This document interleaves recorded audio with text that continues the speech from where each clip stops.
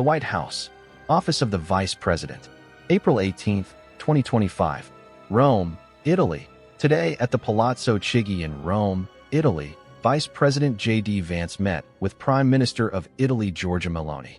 The leaders discussed the significant cultural and religious ties between the United States and Italy, ongoing efforts to ensure fair and reciprocal trade, and a peaceful resolution to the brutal war between Russia and Ukraine. From James Donald Bowman to J.D. Vance.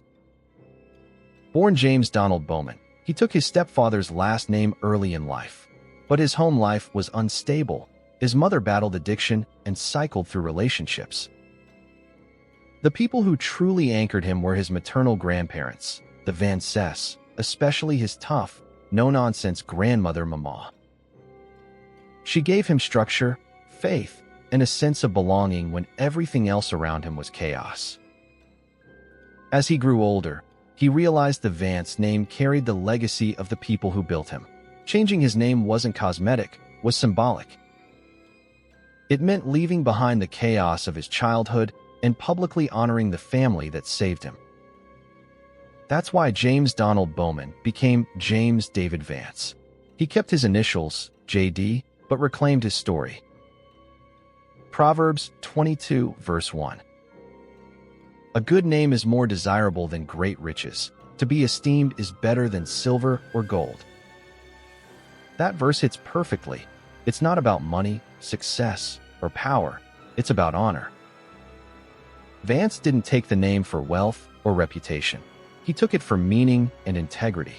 It's a living example of Proverbs 22, valuing the name tied to virtue over the one tied to status. Yes. He has mixed race children. Yes. So to all of the MAGA voters out there, if this man will not defend his wife and will not defend his kids, do you think he gives a crap about you? The last or person to anything meet do Pope with Francis in person was U.S. Vice President J.D. Vance. Their brief meeting took place on Easter Sunday, April 20th, 2025, at the Vatican's Domus Sancti Marthi.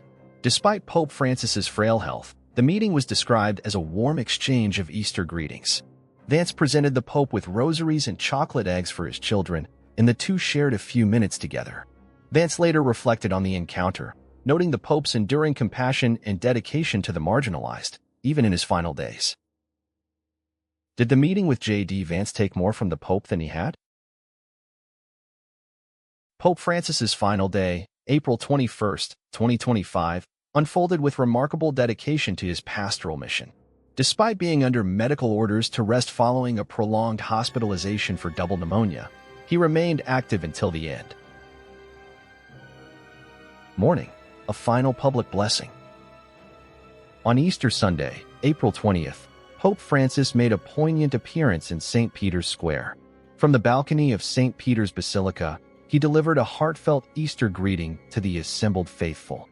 Though visibly frail, he expressed gratitude for being able to address the crowd, saying, "Thank you for bringing me back to the square." This marked his first use of the Pope Mobile since his hospitalization. Afternoon, rest and reflection. After the public blessing, Pope Francis returned to his residence at Casa Santa Marta to rest. He had a quiet dinner and spent the evening in repose, reflecting on his ministry and the global issues he had addressed earlier in the day. Early morning, sudden decline. In the early hours of Monday, April 21st, Pope Francis experienced a sudden decline in health.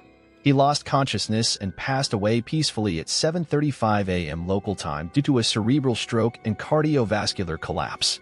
Legacy. Pope Francis's final day exemplified his unwavering commitment to his role as a shepherd to the faithful. Even in his last moments, he prioritized his pastoral duties, leaving behind a legacy of compassion, humility, and dedication to the service of others. What was Vance thinking? He thought it'd be good to meet with the Pope since he's here. J.D. Vance's world tour is something else. Meets the Pope in Italy, and poof, Pontiff's gone the next day. Lands in India, and boom, Pahalgam terror attack kills 28, including an Italian and an Israeli. What do you think? Love to have your input. Like, comment, and subscribe. Rest in peace.